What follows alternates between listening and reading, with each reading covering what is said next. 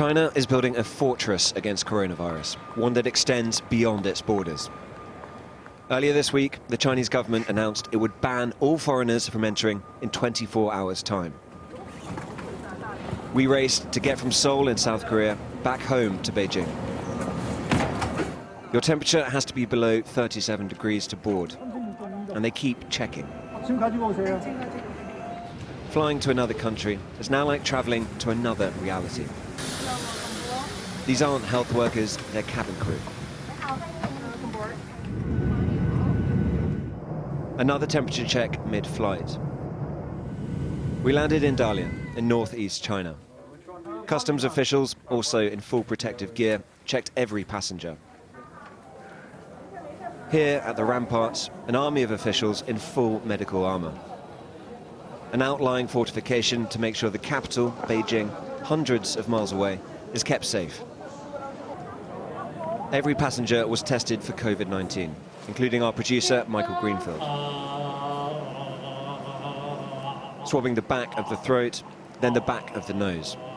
It is as uncomfortable as it looks. We made it onto Chinese soil 4 hours before the ban on foreigners came into effect.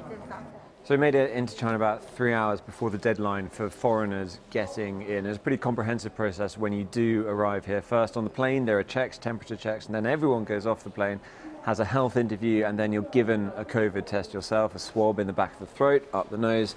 My eyes might have watered a little. And now we're waiting to hopefully reboard the flight back to Beijing and people don't have symptoms. I've got a seat number here. That was my seat on the plane.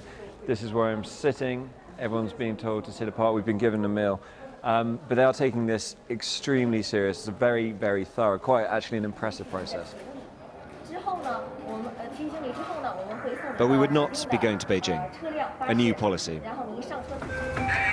Instead, we were bused to a local hotel, requisitioned by the Chinese state, where we'd be quarantined for 2 weeks. We queued according to the markings for social distance and paid for our rooms. The rate included meals, delivered 3 times a day, left outside our door.